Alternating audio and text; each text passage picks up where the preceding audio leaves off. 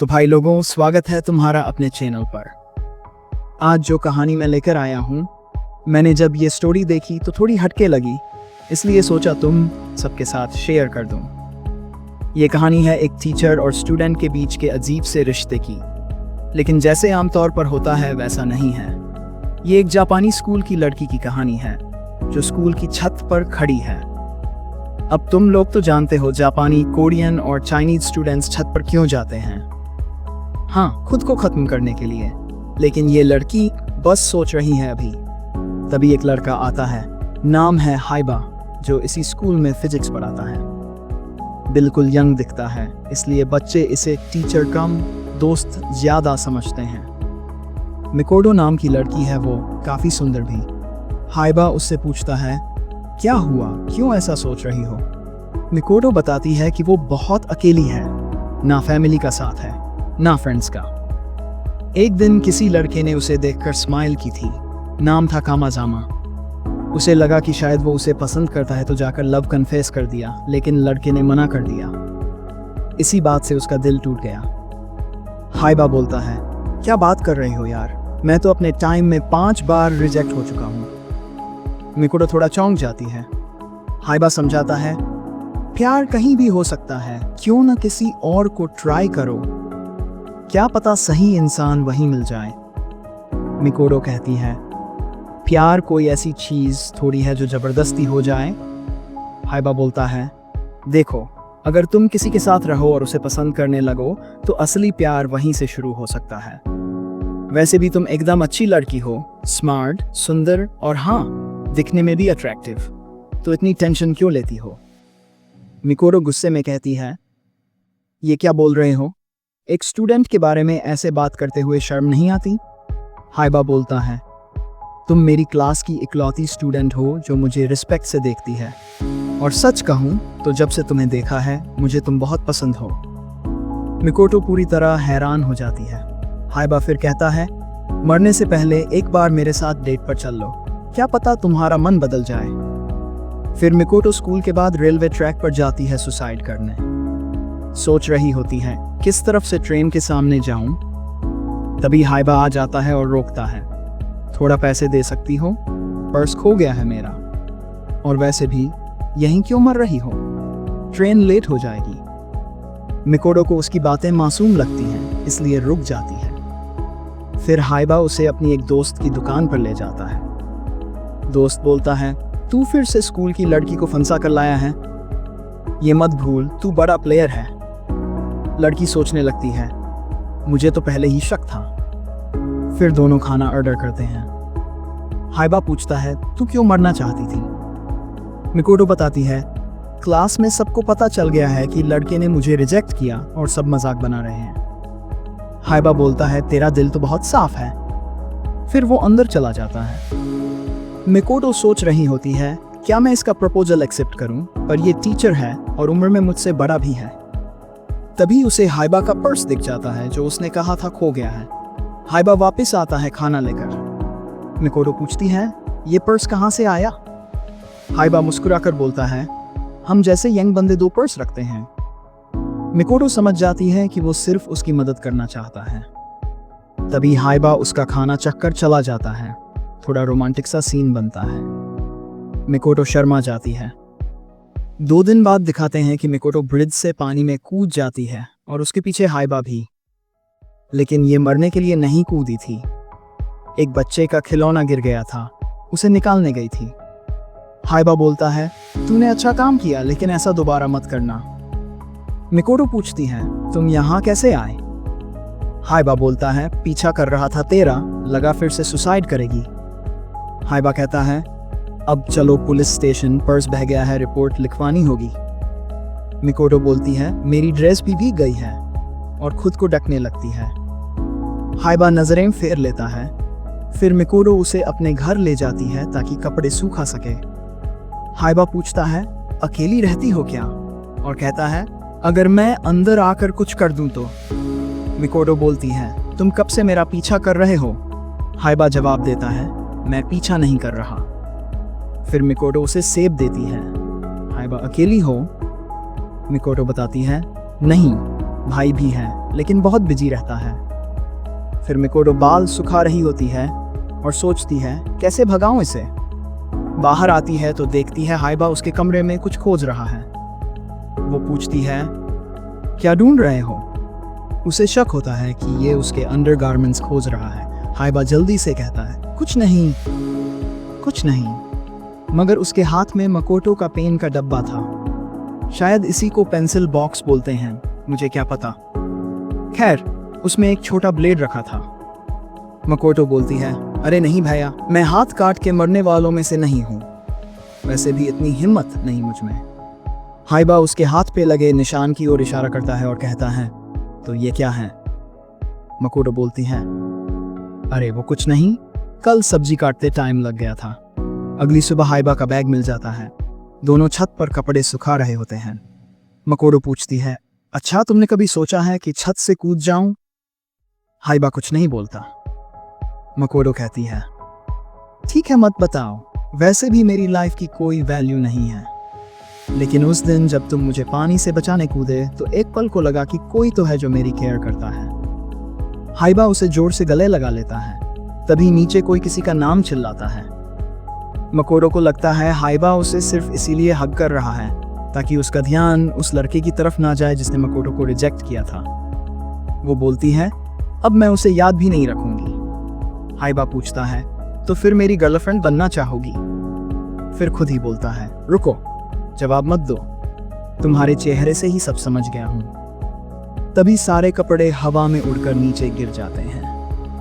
Principal नीचे से देख लेता है और पहचान जाता है कि कपड़े हाइबा के हैं। फिर गुस्से में चिल्लाता है।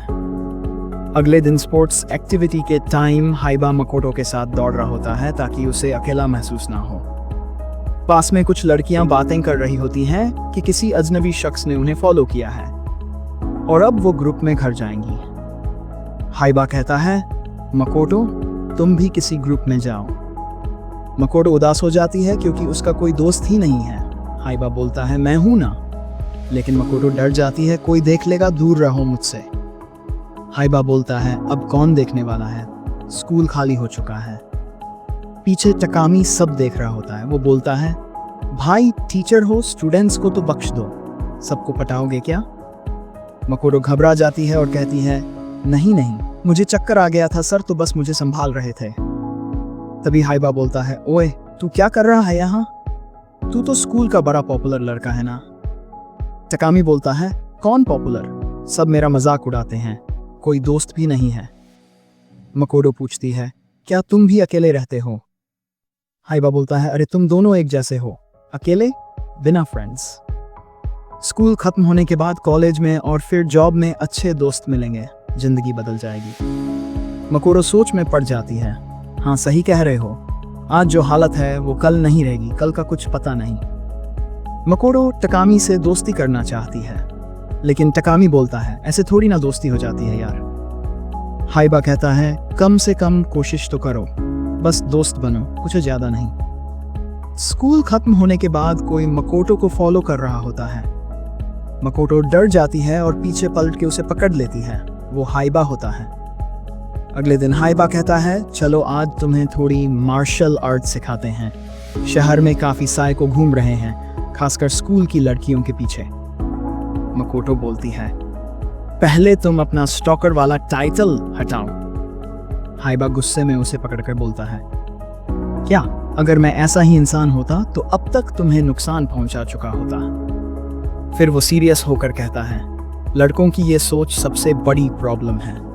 अगर कोई लड़की थोड़ा मुस्कुरा दे तो लड़के सोचते हैं कि अब ये मेरी हो गई। मकोटो चुप हो जाती है। हाइबा कहता है ऐसी सोच वाले लोगों को मैं चप्पल से सैल्यूट करता हूँ। तभी टकामी आता है और मजाक करता है क्या कर रहे हो, ब्लूटूथ कनेक्ट हो गया क्या। तभी कुछ लड़कियां टकामी की फोटो लेने लगती हैं क्योंकि वो काफी फेमस स्टूडेंट है। हाइबा बोलता है भाई एक बात बता, तू है क्या चीज जो सब लड़कियां तेरे पीछे हैं। फिर खुद ही बोलता है अगर मैं ये बोल दूं तो लोग नाराज हो जाएंगे। खैर टकामी लड़कियों से परेशान हो चुका है। हाइबा कहता है तो जाकर मना कर दो कि पीछे मत पड़ो। टकामी मकोटो से कहता है तुम आज बहुत प्यारी लग रही हो, ध्यान रखना। हाइबा तुरंत बोलता है, अबे ओवर मत हो, लिमिट में रहो दोस्त। तकामी चला जाता है। मकोटो मुस्कुराते हुए कहती है, हाइबा बस कर यार, तुम मेरे पास सिर्फ तब आते हो जब मैं मुश्किल में होती हूँ या टूट चुकी होती हूँ। तुम मुझसे सच्चा प्यार नहीं करते। तुमने मुझे एक लड़के से दोस्ती करवाई ताकि मैं अकेली महसूस न रहूं। हाइवा कहता है कि तुम दोनों अकेले थे, इसलिए सोचा दोस्त बना दूं। मैं एक शिक्षक हूं, मैं तुम्हारे साथ दोस्ती नहीं कर सकता। मकोटो कहती है, अच्छा तो शिक्षक हो तो दोस्ती नहीं कर सकते, लेकिन लड़कियों से उनके शरीर के बारे में बातें कर सकते हो। मकोटो पूछती है, कितने दिन साथ रहोगे? एक दिन तो चले ही जाओगे ना। हाइवा पूछता है, तो क्या तुम हमेशा मेरे साथ रहना चाहती हो? और जब उसने तुम्हें सुंदर कहा तो तुम शर्माने लगी थी? मकोटो बोली, क्योंकि किसी ने पहली बार मुझे सुंदर कहा था। हाइवा भी उसको सुंदर कह देता है। मकोटो कहती है, अब तुम जाओ, मैं टकामी के साथ घर जाऊंगी। हाइवा को बाहर आकर समझ आता है कि टकामी का रास्ता मकोटो के घर से बिल्कुल उल्टा है। मकोटो अकेले जा रही होती है और सोचती है कि उसने झूठ बोला, लेकिन हाइवा को चिंता नहीं देना चाहती थी। तभी पीछे से कोई उसे पकड़ लेता है। ये क्या तरीका है सर? कभी सड़क पर मार पड़ जाएगी। वह कहता है, तुम मेरी सुरक्षा में हो। मकोटो कहती है, ये सुरक्षा नहीं, ये तो जबरदस्ती है। जापान में ये सब चलता होगा, पर गलत तो गलत है। कुछ दिन ऐसे ही बीते हैं। हाइवा स्कूल भी नहीं आता। एक रात मकोटो उसके घर गिफ्ट लेकर पहुंचती है। हाइवा को तेज बुखार होता है और वह मकोटो को लौटने को कहता है, लेकिन जिद पर मकोटो अंदर आती है। घर बुरी हालत में होता है, सब बिखरा हुआ। हाइवा मकोटो से कहता है, पानी माउथ टू माउथ पिलाओ। बुखार में भी इसका रोमांस नहीं गया। मकोटो उसे रेस्ट करने भेजकर सफाई करने लगती है। हाइवा कहता है, लग रहा है जैसे हम पति पत्नी की तरह रह रहे हैं। मकोटो उसे कमरे में भेज देती है। हाइवा एक फोटो देखता है जिसमें वह किसी लड़की के साथ होता है और भावुक होकर रो पड़ता है, लेकिन वो लड़की कौन थी ये अभी पता नहीं चलता। मकोटो भी उसे देखकर चिंतित हो जाती है। वह सोचती है कि हाइवा को क्या हुआ है। वह अपने मुंह से पानी भरकर उसे माउथ टू माउथ पानी पिलाती है और बाद में पछताती है, क्योंकि ये टीचर स्टूडेंट के रिश्ते में गलत है। अगले दिन उसे स्टोरेज रूम की सफाई का काम मिलता है, जहां हाइवा उसे डराने आता है। मकोटो पूछती है, अगर कोई खुदकुशी करने लगे तो क्या प्यार का दिखावा करोगे? हाइवा कहता है, शायद हाँ। हाइवा उसे अपनी धड़कन सुनाता है। मकोटो कहती है, मैं तुम्हें नन्हा कह रही हूँ, नन्ना। अगली सुबह वह एक शांति स्थल पर होती है। हाइवा भी वहां आता है, लेकिन इस बार किसी को रोकने नहीं, बल्कि अपनी टीचर की समाधि पर। मकोटो पूछती है तो बताता है कि वो टीचर उसके लिए परिवार जैसी थी। फिर पूछता है, गर्मियों की छुट्टी में क्या करोगी? मकोटो बताती है, टकामी के साथ मेले में जाऊंगी। हाइवा चिढ़ जाता है, कहता है, रात भर मस्ती करोगे? अगले सीन में मकोटो पारंपरिक ड्रेस में टकामी के साथ मेले में होती है। टकामी उसकी तारीफ करता है, लेकिन हाइवा छुपकर मूंछें लगाकर उसके पीछे आता है। मकोटो उसे पहचान लेती है। टकामी कहता है, हम अगले साल फिर आएंगे ना? मकोटो हाइवा को देखते हुए कहती है, हाँ, ग्रेजुएशन के बाद भी आएंगे। टकामी खुश हो जाता है। मकोटो छुपकर हाइवा से मिलने जाती है और कहती है, देखो ऐसे देखना चाहते थे ना मुझे? हाइवा कहता है, तुम आज बेहद प्यारी लग रही हो, और उसे पकड़कर अपना मन साफ करने लगता है। तभी टकामी आकर मकोटो को साथ ले जाता है। कुछ दिन बाद स्कूल खुलते हैं। मकोटो हाइवा को नजरअंदाज करने लगती है। हाइवा कहता है, तुम मुझे इग्नोर क्यों कर रही हो? समर वेकेशन के बाद सुसाइड रेट बढ़ जाते हैं बच्चों में। ध्यान देना, छुट्टियों के बाद जब स्कूल खुलते हैं तो कई बच्चे खुदकुशी कर लेते हैं। मकोटो कहती है, टकामी मेरा दोस्त है और कुछ और स्टूडेंट्स से बात करके मैं खुद को अकेला नहीं महसूस करती। हाइवा कहता है, तो मेरे बारे में नहीं सोचा? मकोटो कहती है, मैं होमवर्क करना भूल गई। हाइवा उसे अपने पास बैठाकर होमवर्क कराता है, लेकिन इतने पास कि मकोटो पसीने से तर हो जाती है। हाइवा कहता है, मैंने तो छुआ भी नहीं, फिर भी तुम पसीने में क्यों भीग रही हो? मकोटो जल्दी से काम खत्म करके भाग जाती है। हाइवा सोचता है शायद ये इरेज करके दोबारा मेरे पास आई थी ताकि फिर से पास बैठ सके। स्कूल के बाद मकोटो देखती है एक लड़का खुदकुशी करने जा रहा है।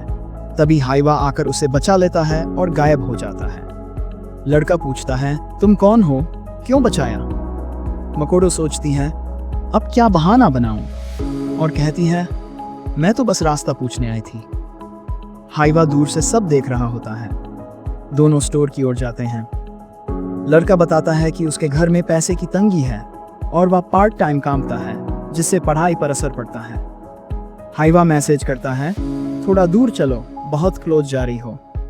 मकोटो सोचती है ये बंदा तो पूरे दिन पीछा करता है। मकोटो लड़के को अच्छा समझाती है। स्टोर आ जाता है वही जहां हाइवा उसे पहले लाता था। मालिक बाहर आकर कहता है अरे तुम आ गई, वही ऑर्डर करोगी? फिर लड़के से पूछता है कौन है ये? लड़का कहता है तुम तो रास्ता भूल गई थी। मकोटो उसे खाना खिलाती है और कहती है मरने से पहले किसी से प्यार करना चाहिए।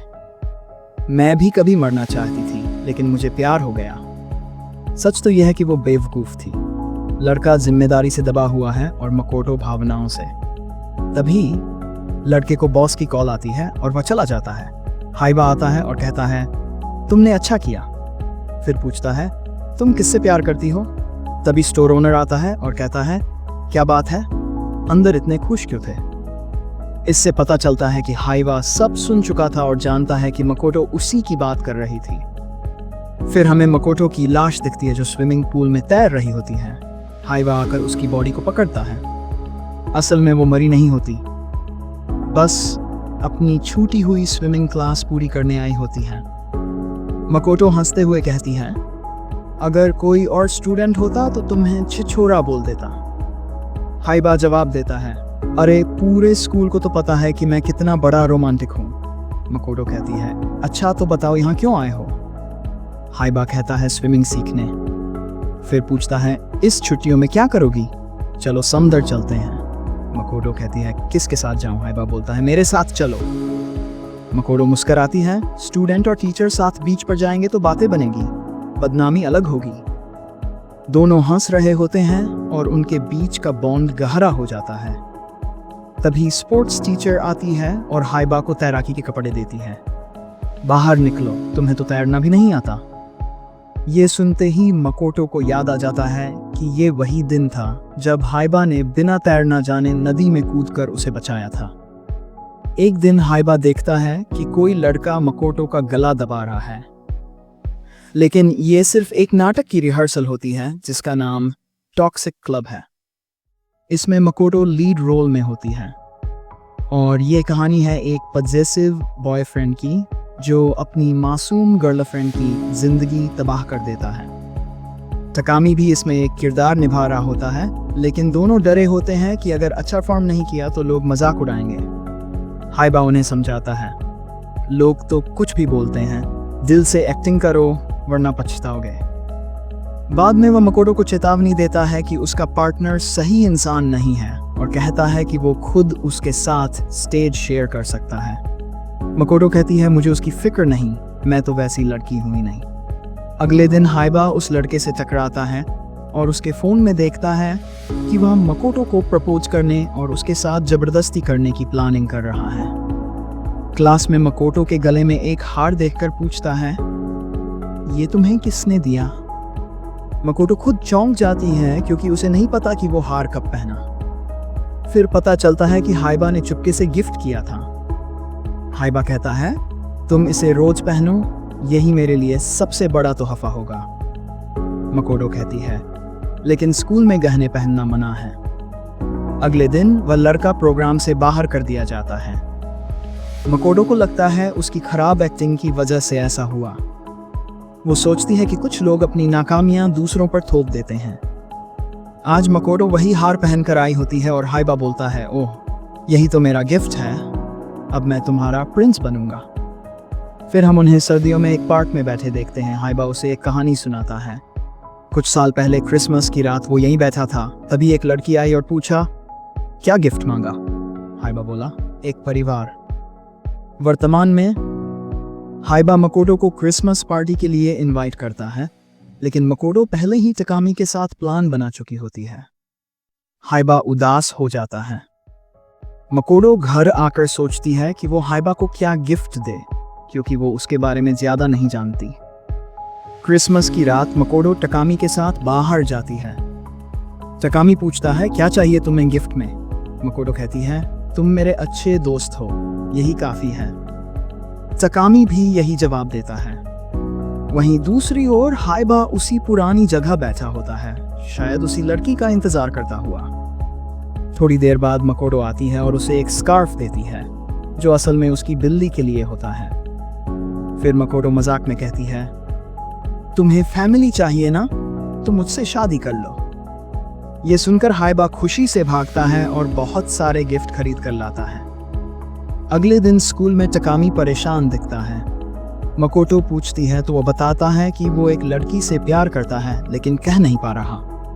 मकोटो भी कहती है, मैं भी एक लड़के को पसंद करती हूँ और बता नहीं पा रही। तकामी जाकर ये सारी बातें हाइबा को बता देता है। हाइबा जान जाता है कि वो लड़की और कोई नहीं, मकोटो ही है। सुबह की पहली किरण के साथ दोनों सूरज को उगते हुए देखते हैं और न्यू ईयर पर अपने अपने वादे करते हैं कि इस साल क्या बदलेंगे, क्या हासिल करेंगे। कुछ दिन बाद मकोटो हाइबा से मिलने उसके घर आती है। वो देखने आती है कि क्या अब हाई चैन की नींद ले पा रहा है या नहीं। और हाइबा ने अपने नए साल के प्रण में क्या मांगा था पता है? जब तक हाइबा चैन से नहीं सोएगा, मकोटो एक बूंद पानी नहीं पिएगी। अब हाइबा बोलता है, तुम 3 दिन से पानी नहीं पी रही हो। न्यू ईयर को 3 दिन हो गए। वो समझाता है कि अगर उसने पानी नहीं पिया तो तबीयत खराब हो सकती है, लेकिन मकोटो टस से मस नहीं होती। हाइबा एक ट्रिक लगाता है, खुद पानी मुंह में भरकर मकोटो को जबरन पिलाने की कोशिश करता है। असल में दोनों बस बहाना ढूंढ रहे होते हैं एक दूसरे के करीब आने का, ताकि कोई कह ना सके कि ये गलत कर रहे हैं। हाइबा कहता है, मैं तुम्हें कुछ होने नहीं दूंगा। इसके बाद दोनों का एक और किस होता है, मगर ये सब एक सपना था। कुछ समय बाद मकोटो हाइबा का गिफ्ट खोलती है, जिसमें एक पुराना लेटर होता है, एक सुसाइड नोट। ये नोट उसने तब लिखा था जब वह हाई स्कूल में था। वो बताता है कि वो भी कभी मकोटो की तरह ही था, निराश, अकेला और जिंदगी से थका हुआ। वो एक दिन छत से कूदने ही वाला था, लेकिन तभी एक महिला टीचर आकर उससे कहती है, मर जाना, लेकिन पहले ये तो बता दो कि रात को डिनर में क्या बनाऊं। हाइबा गुस्से में कहता है, मुझे क्या फर्क पड़ता, जो बनाना है बना लो। टीचर कहती है, कम से कम ये तो बताकर जाओ कि तकलीफ क्या है।